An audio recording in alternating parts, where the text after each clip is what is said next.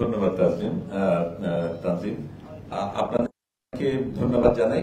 সেটার আরেকটা কারণ রয়েছে, আপনারা সাংবাদিক এবং যেই যাত্রায় আমি গিয়েছিলাম সেটা বিশেষ করে সাংবাদিক এবং স্বাস্থ্যকর্মীদের জন্য ছিল, তাদের জন্যই আয়োজন করা। কেন করা সেটার কথা বলি। কারণ এই গাজা ফিলিস্তিনের উপর যে আক্রমণ, এটা তো নতুন না, বহু বছর ধরে হচ্ছে।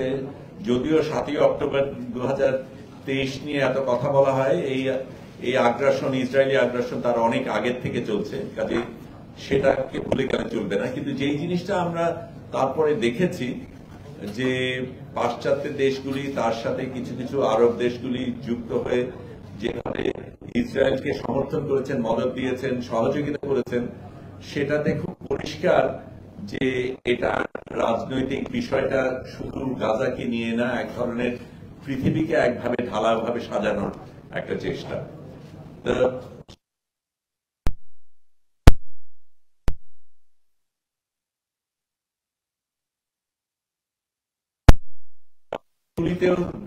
জনগণ কিন্তু সরকারের সাথে একই না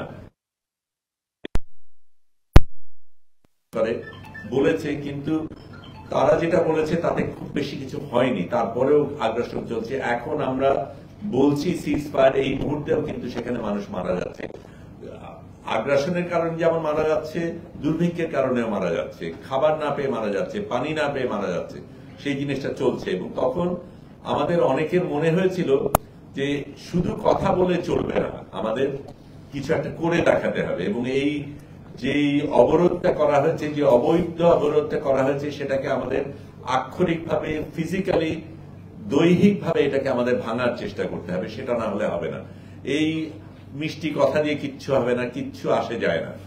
সেটা করতে গিয়ে ফ্লোটিলা কিন্তু এর আগেও হয়েছে, 2008 সালে হয়েছে, তখনই প্রথম যারা গাজা পর্যন্ত পৌঁছতে পেরেছিল। তারপরে কিন্তু কোন ফ্লোটিলা গাজা পর্যন্ত পৌঁছাতে পারেনি।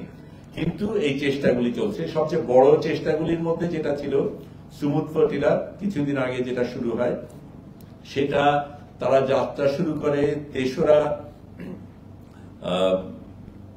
অগস্টে, না 3রা অগস্ট না 30শে অগস্টে, সরি 30শে অগস্টে শুরু করে তারা তাদের অপহরণ করা হয় 2রা অক্টোবর। আমরা যাত্রা শুরু করি 30শে সেপ্টেম্বর এবং আমাদের অপহরণ করে 8ই অক্টোবর। আমাদের কিছু আগে, একদিন আগে আরো 8টা ছোট নৌকা এবং পরে আরো 2টো মাঝারি নৌকা রওনা দেয় আমাদের একদিন আগে। আমরা আরো দ্রুত যাই বলে আমরা তাদের সাথে এক জায়গায় পৌঁছে এক সময় অতিক্রম করি। কিন্তু সেটা কথা পরে বলবো। যেটা বলা দরকার সেটা হচ্ছে, আমরা যেটাতে গিয়েছিলাম কনসিয়াস ফ্লোটিলা, এইটা সকল আজ পর্যন্ত যত ফ্লোটিলা হয়েছে তার মধ্যে সবচেয়ে বড়, সবচেয়ে বৃহৎ। আমি তুলনা করার জন্য যদি বলি, আমরা এর আগে সুমুদ ফ্লোটিলাতে প্রায় 50টা নৌকা ছিল, সেটাতে প্রায় 500 জন আরোহী ছিলেন। কাজে গড়ে 10 যদি বলি, আমাদের শুধু একা কনসিয়াসে 92 জন ছিলেন। কাজে অনেক বড় অন্যগুলির তুলনায়। এবং এটাতে প্রধানত ছিলেন সাংবাদিক এবং মানবাধিকার স্বাস্থ্যকর্মী। সেটার একটা বিশেষ কারণ ছিল, কারণ দুটো জিনিস। একটা হচ্ছে এই অবরোধের কারণে সাংবাদিকদের বিচরণ করতে দেওয়া হয়নি, ইসরায়েল সেটা বাধা দিয়েছে।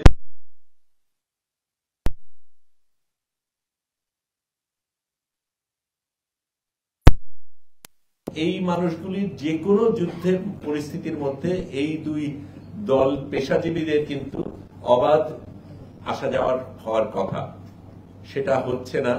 এবং যে তাদের নিজেদের মরাল আর্মি হিসাবে বলে, এটা ডেমোক্রেসি হিসাবে বলে, সেখানে আন্তর্জাতিক আইন এরা কিভাবে ভাঙছে প্রত্যেকটা মুহূর্তে এবং ভেঙে পার পেয়ে যাচ্ছে, সেটাকে আমাদের প্রশ্ন করার কথা ছিল।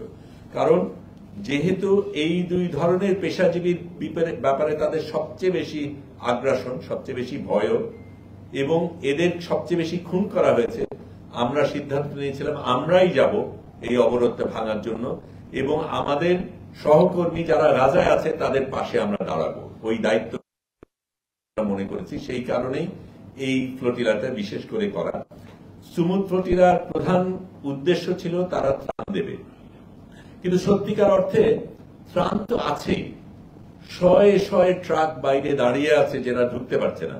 কাজে ত্রাণ দেওয়াটা একটা সিম্বলিক ব্যাপার ছিল, যেহেতু ইসরায়েল যেতে দিচ্ছে না সেইখানে আমরা ত্রাণ দিয়ে, সুমুদ ফ্লোটিলা ত্রাণ দিয়ে ত্রাণের কারণে যাচ্ছে। আমরা কিন্তু সেই অজুহাতও দেইনি, যদিও আমাদের সাথে অনেক ত্রাণ ছিল, সেটার ভিন্ন কারণ ছিল। কারণ আমরা ধরে নিয়েছিলাম আমরা যাব, এবং গেলে আমাদের কি হবে সেটা জানি না, কতদিন থাকতে পারবো জানি না। আমরা যাতে গাজাবাসীদের উপর বোঝা হয়ে না যাই, সেই কারণে তাদের থেকে যখন তাদের এত কম আছে, সেখানে আমরা তাদের যারা আছে তার উপর ভাগ না বসাই, সেই কারণে আমরা বাড়তি নিয়ে গেছিলাম। এটা ত্রাণ দেবার উদ্দেশ্যে না, তাদের উপর চাপ না তৈরি, তাদের উপর বোঝা না হওয়ার উদ্দেশ্যে। কাজেই আবার ফিরে যাই, সবচাইতে বড় ফ্লোটিলা। আবার আরেকটা জিনিস, এবং এটা নিয়ে অনেকে অনেক কথা বলেছেন, সেই কারণে আমি পরিষ্কার করছি, এই ফ্লোটিলাটা সবচাইতে দ্রুত পৌঁছেছে, সকল ফ্লোটিলার চাইতে অনেক অল্প সময়ের মধ্যে এটা পৌঁছেছে। ওই যে বলছি, যেটা 30শে অগস্টে রওনা দিয়ে 2রা অক্টোবরে অপহৃত হলো, আমরা 30শে সেপ্টেম্বরে রওনা দিয়ে 8 তারিখে আমাদেরকে অপহরণ করা হলো। সেটাও তারও আগে হতো, কারণ আমাদের পরিকল্পনা ছিল আমরা 6 তারিখে পৌঁছাবো। একদম সবচাইতে গতিশীল ভাবে গেলে 1 সপ্তাহের মধ্যে পৌঁছানো সম্ভব, কিন্তু আমাদের আগে যেই 8টা নৌকা এবং পরে আরো 2টো নৌকা যায়, মাঝারি নৌকা যায়, এগুলির গতি আমাদের চাইতে অনেক কম। এই 8টা নৌকা পালতোলা নৌকা অত দ্রুত যেতে পারে না। আমরা প্রথমে ভেবেছিলাম আমরা চলে যাব, কিন্তু আমাদের তারপর মনে হলো তাদেরকে ফেলে যাওয়াটা আমাদের ঠিক হবে না। কাজেই তাদের সাথে তাল মিলিয়ে আমরা প্রথমে পেছনে যাওয়া সত্ত্বেও আমরা তাদেরকে অতিক্রম করি, কিন্তু আমরাই তারপরে সিদ্ধান্ত নেই যে না, তাদের আমরা ফেলে যাব না, এটা লড়াইয়ের স্বার্থে তাদেরকে আমাদের সাথে রাখা দরকার। অন্য যে 2টো জাহাজ ছিল সেগুলি যান্ত্রিক সমস্যার কারণে পরে তাদের ফিরে যেতে হয়েছে, তারা যেতে পারেনি। তারপরে যেটা হলো, যেটা এখানে এটা আপনারা বুঝবেন যে আমরা আপনাদের নিয়মিত আপডেট দিচ্ছিলাম, কিন্তু সেখানে এই আপডেট তো ইসরায়েলও পাচ্ছে। কাজে আমাদের খুব সচেতন ভাবে এমন জিনিস বলতে হয়েছে যেটা আমাদের কোনোভাবে কম্প্রোমাইজ করবে না, যেটার কারণে যেই উদ্দেশ্যে আমরা যাচ্ছি সেটাকে ব্যাহত না করা হয়। এবং সেই জায়গায় আমরা বাছাই করে কিছু কিছু জিনিস বলিনি, তার মধ্যে একটা আজকে আপনাদের বলি, এর আগে বলা হয়নি। সেটা হচ্ছে, আমরা যখন 6 তারিখে পৌঁছানোর সিদ্ধান্ত নিয়ে দেরি করলাম আমাদের অন্যান্য ফ্লোটিলার কারণে, তখন দেখা গেল আমরা 7ই অক্টোবরে পৌঁছবো, এবং ইসরায়েল বলেই যাচ্ছে যে আমরা হামাস সমর্থনকারী। 7 তারিখে যদি আমরা পৌঁছাই, তাহলে এটা বলার সুযোগ তারা অনেক বেশি পাবে, কারণ তারা ওইটাকে জাস্টিফিকেশন হিসাবে দেখাতে পারবে। কাজে আমরা ট্যাকটিক্যালি সিদ্ধান্ত নেই যে 7 তারিখে আমরা পৌঁছবো না, 8 তারিখে পৌঁছানোর চেষ্টা করব। কাজে সেই হিসাবে আমরা বাড়তি একদিন ওইখানেই ছিলাম। কেউ দেখেছেন যে আমরা ট্র্যাকারে দেখেছেন যে আমরা এক জায়গায় কিছুক্ষণ ছিলাম, ওই 7 তারিখে যাতে আমাদের না পৌঁছতে হয় সেটার কারণে। কয়েকটা জিনিস বলা দরকার, যারা গিয়েছিল তাদের কথা বলি। অসাধারণ কিছু মানুষ এই কনসিয়াস ফ্লোটিলায় ছিলেন, সত্যিকার অর্থে একেবারে লড়াকু মানুষ। হুয়াইদা আরাফ, যার সাথে আমি প্রথম যোগাযোগ করি, আমি পরে আপনাদের প্রশ্নের অন্য উত্তরগুলিও দেব, কিন্তু আমি শুধু জানানোর জন্য বলছি, তিনি কিন্তু প্রথম এই মাবি মারমারাতে ছিলেন, যেখানে তার 10 জন সহকর্মী মারা যায়, তাকে হত্যা করা হয়, খুন করা হয়। তা সত্ত্বেও উনি সব বিপদের কথা জেনে, তার সামনে 10 জনকে খুন করা হয়েছে সেই একই ফ্লোটিলাতে, তারপরেও কিন্তু তিনি গেছেন। যিনি কো ক্যাপ্টেন ছিলেন, 2 জন ক্যাপ্টেন ছিলেন, আমাদের একজন তুর্কিশ ক্যাপ্টেন আর একজন মেডলিন নামে অস্ট্রেলিয়ান একজন ক্যাপ্টেন। তিনি এর আগে বিভিন্ন এই ধরনের বড় বড় অভিযানে গেছেন এবং সেগুলির রিস্কগুলি উনি জানেন। তিনি আবার আমাদের আগে প্রশিক্ষণ দিয়েছেন, সেফটি ট্রেনিং, অনেকগুলি জিনিস আমাদের আগে করতে হয়েছে। নারী ক্যাপ্টেন। তারপরে নারীদের একটা বড় অংশ ছিল এখানে, শুধু সেটা না, জোহরা তার একটা পা কাটা, অ্যাম্পিটেট করা, সেখানে একটা আর্টিফিশিয়াল পা নিয়ে তিনি গেছেন। 84 বছরের একজন নারী, প্রেসিডেন্ট ম্যাক্রোর খুব ঘনিষ্ঠ ব্যক্তি, তিনি গেছেন এবং নৌকার থেকে লাইভ ব্রডকাস্ট করে ম্যাক্রোকে প্রশ্ন করেছেন, কেন তুমি এই জিনিস হতে দিচ্ছ? এই ধরনের অসাধারণ কিছু কিছু ব্যক্তি গিয়েছেন এই অভিযানে, কিন্তু যারা যাননি সেটার কথা বলা দরকার। কারণ আমরা মিডিয়ার জন্য করেছিলাম, মিডিয়া এবং স্বাস্থ্যকর্মীদের জন্য। মেইন স্ট্রিম মিডিয়ার একটা ব্যক্তি যায়নি, কোনো একটা ব্যক্তি কোনো মেইন স্ট্রিম মিডিয়ার থেকে এখানে যায়নি। সেই রিস্ক তারা নেয়নি। ব্যক্তিগত রিস্ক বলবো না রাজনৈতিক রিস্ক, সেটার মধ্যে আমি গেলাম না, কিন্তু একটা মেইন স্ট্রিম মিডিয়ার কোনো উপস্থিতি ছিল না, এটা আমাদের মাথায় রাখতে হবে। এবং মেইন স্ট্রিম মিডিয়া কি ভয়াবহ ভূমিকা রেখেছে এই যুদ্ধে, এই লড়াইয়ে, এই জেনোসাইডে, সেটা আমাদের মনে রাখতে হবে। আমি তার বেশি একটানা বলবো না, আপনাদের অনেক প্রশ্ন নিশ্চয়ই আছে, প্রশ্নের মধ্যে হয়তো কিছু জিনিস আসবে, তার বাইরে যদি হয়। শুধু শেষের জায়গাটা বলি যে আমরা যখন আমি ব্রডকাস্ট, আমরা কিন্তু তার আগে সারাক্ষণ মোহরা দিয়েছি, ধরলে কি হবে, কে কি করবে, কার ভূমিকা কি, একে আক্রমণ করলে অন্যজন কি করবে, একজনকে যদি খুন করা হয় বা আক্রমণ করা হয় তাহলে আরেকজন কিভাবে আসবে, একেবারে মিলিটারি কায়দায় আমরা পুরো যাত্রা সহ আমরা এই জিনিস করেছি। দিনে রাতে সাইরেন বেজেছে, সবাই এক জায়গায় গিয়েছি, সেই এক্সারসাইজ গুলির ভেতর দিয়ে গিয়েছি। কিন্তু এক্সারসাইজ একটা জিনিস, আসল ঘটনা ভিন্ন জিনিস। আমাদের চলার সময় একটা সময় ঠিক করা হলো আমি হব ফ্লোটিলার অফিসিয়াল ফটোগ্রাফার। এমনিতে আমাদের কাজ, কারণ এই ফ্লোটিলাটা একটু বলে রাখি, এটা কিন্তু স্বাভাবিক জাহাজ না। কারণ স্বাভাবিক জাহাজ যাত্রী নেওয়ার জন্য দিনের পর দিন যেই জাহাজ যায় তাকে সেখানে শোবার ব্যবস্থা থাকে, অন্যান্য জিনিস থাকে। এটা একটা 72 সনে নির্মিত পুরনো একটা জাহাজ, যেটা ছোট ছোট যাত্রার জন্য তৈরি, ফেরির মতো জায়গা আছে, শোবার জায়গা শুধু যারা ক্রু তাদের জন্য আছে। হঠাৎ করে প্রায় 100 জন মানুষ এখানে এসছে, আমাদের কারো শোবার জায়গায় নেই, শৌচাগার নেই, পানির ব্যবস্থা নেই। এতগুলি মানুষকে সামাল দেওয়ার মতন এই জাহাজ না, কিন্তু এই জাহাজটা আমরা পেয়েছি। এখানে আপনাদের প্রশ্ন থাকতে পারে, তাহলে আমরা এই জাহাজ নিলাম কেন? প্রথম জিনিসটা হচ্ছে, আপনি ভাবেন কোন ক্যাপ্টেন বা কোন মালিক, জাহাজের মালিক তার জাহাজটা দিয়ে দেবে যদি সে জানে যে এই জাহাজটা গাজাতে যাচ্ছে, ইসরায়েলি আক্রমণ হওয়ার সম্ভাবনা রয়েছে এবং এর আগের গুলিকে সবগুলিকে ধ্বংস করা হয়েছে। তারপরে তার চাইতে বেশি গুরুত্বপূর্ণ ক্রু। আমরা না হয় নিজেদের তাগিদে আমাদের এটা করতে হবে, এই অবরোধ ভাঙতে হবে, আমরা প্রতিজ্ঞাবদ্ধ, আমরা যাচ্ছি, কিন্তু কোন ক্রু যাবে এর সাথে জেনে যে আমার মৃত্যু হতে পারে এই যাত্রায়?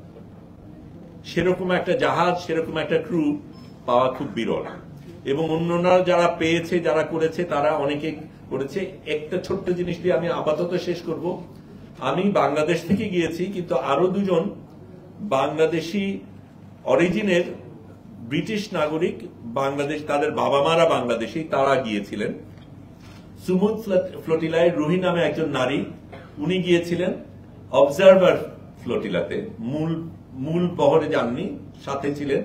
তারা ডেঞ্জার জোন পর্যন্ত যাননি, তার আগে গিয়ে ফিরে গেছেন, কারণ তাদের ফ্লোটিলাতে আরো কয়েকজনের একটু সমস্যা হয়েছিল, যে কোনো কারণে তারা ওই পর্যন্ত যাননি। আমি যেতে গিয়ে আমার সাথে ইয়াসিন নামে একজন ভদ্রলোক, উনি বললেন তোমার জন্য একটা মেসেজ আছে। মেসেজটা শুনে দেখি যে ভাই কেমন আছেন, সিলেটি ভাষায়। সেই ভদ্রলোক বলছেন, লিয়াকত নাম, ডাক নাম লিয়াকত, ভালো নাম মোহাম্মদ আলী। এই ভদ্রলোক ইংল্যান্ডে থাকেন, উনি কোরআন শেখান। উনি নিজে আরো 3 জন বন্ধুকে নিয়ে জড়ো করে 28,000 ইউরো জোগাড় করে একটা নৌকা কিনে তারপর ওখান থেকে এই সুমুদে যোগদান দেবেন। যোগদান দেওয়ার একটা প্রক্রিয়া রয়েছে, অনেক বাছাই করা ব্যাপার থাকে, কাকে নেবে না, সিকিউরিটির ব্যাপার রয়েছে, নিরাপত্তার ব্যাপার রয়েছে, এর মধ্যে মোসাদ এজেন্ট ঢুকবে কিনা, অনেক রকমের ব্যাপার রয়েছে। কাজে খুব ভালো একটা স্ক্রিনিং এর মাধ্যমে যায়।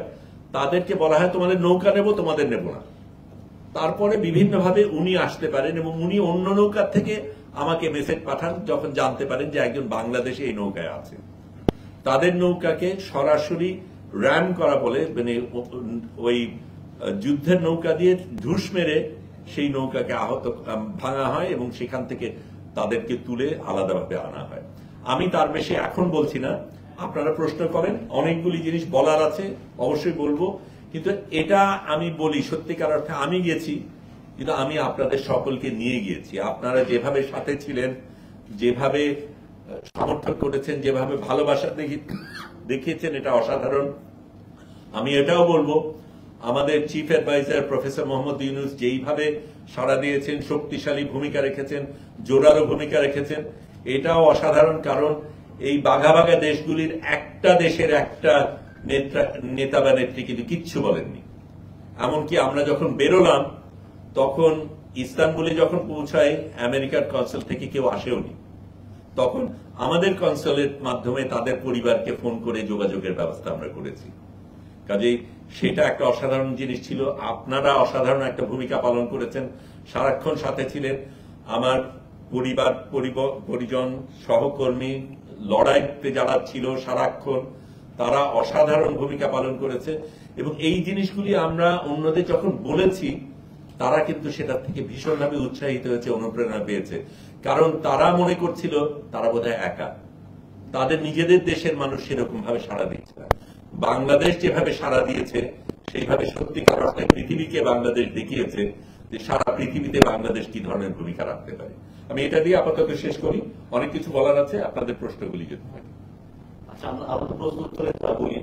আমার মনে হয় একটা প্রশ্ন বেশ কমনই পড়বে, সেটা আপনি একটু বলতে পারেন, কারণ আপনারা ভাববেন আরো প্রশ্নগুলো বুঝাবেন আপনাদের মাঝখানে। সেটা হচ্ছে 8ই অক্টোবর সকাল 6টায় যখন ইসরায়েল বাহিনী আসলো, এর আগে আপনারা জাহাজে যারা ছিলেন টের পেয়েছিলেন কিনা, কিংবা অবশ্যই তো প্রস্তুতি একটা ছিল, এবং এসে ওনাদের আচরণ কেমন ছিল? ওই 2 দিন, যে 2 দিন আমরা আসলে কোনো খবরই পাইনি আপনাদের কাছ থেকে, মানে অনেকগুলো তো ডিটেল আছে ওখানে।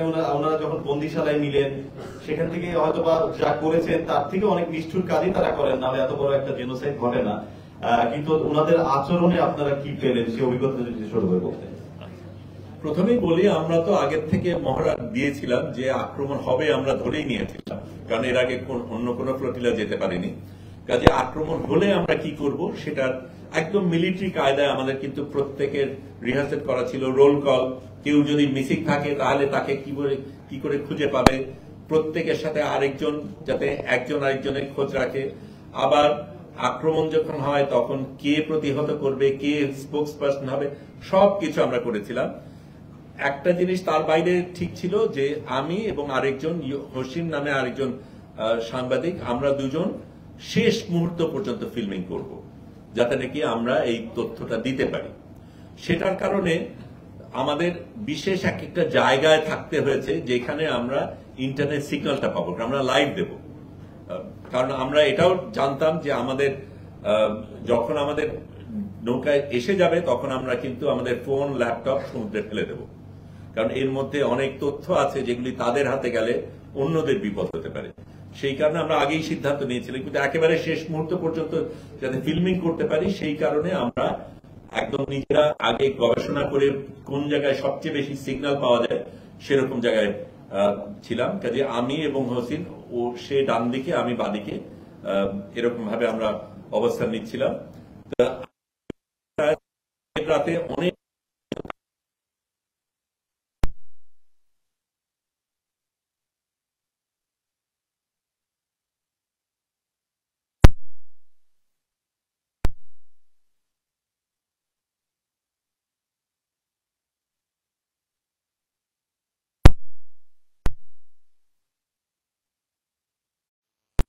আমি যে ঠিক জায়গা বেছে নেব ঠিক করা হলো।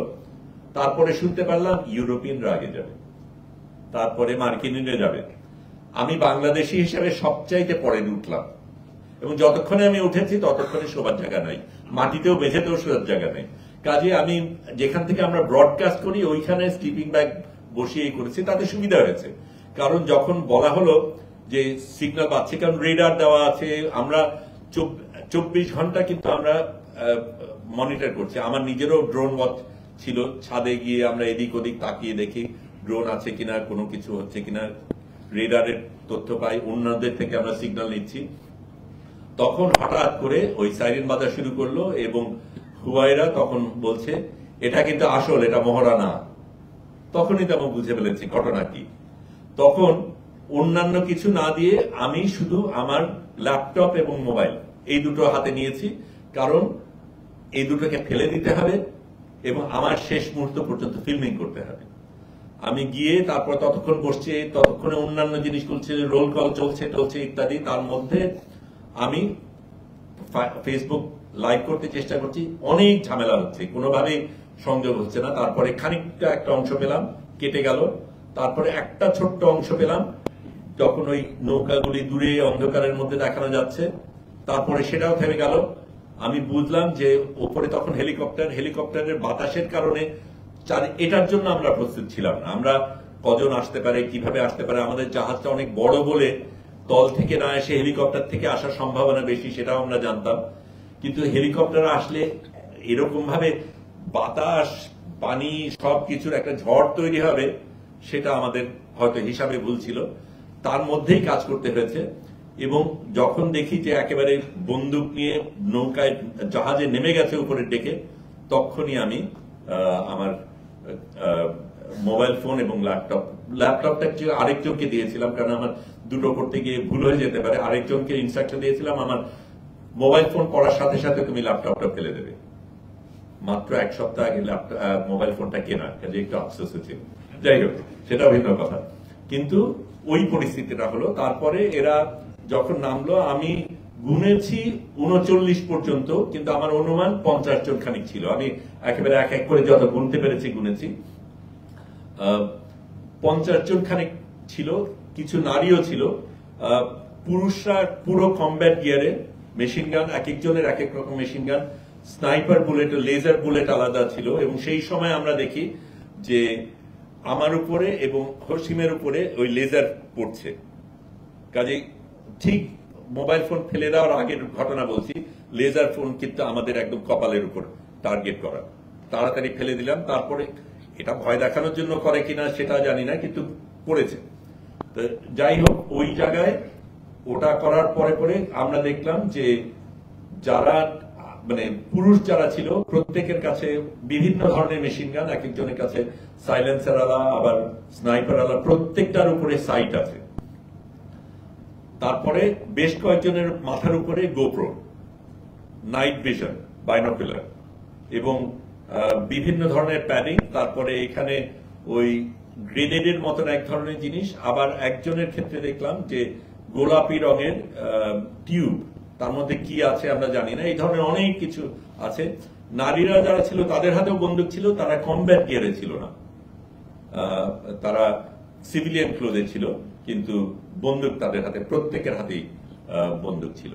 এইভাবে তারা নেমে সারা জিনিসটা দখল করে, আমাদের ভয় তো দেখাই, তারপরে কিভাবে কি করতে হবে সেগুলি বলে, তারপরে আমাদের এক এক করে ভেতরে নিয়ে যায়, নিয়ে আলাদা আলাদা ভাবে, আমাদের বড় জাহাজ, কাজে অনেকগুলি জায়গার মধ্যে আমাদের আলাদা আলাদা ভাগ করে তারপরে পাহারা দেয়।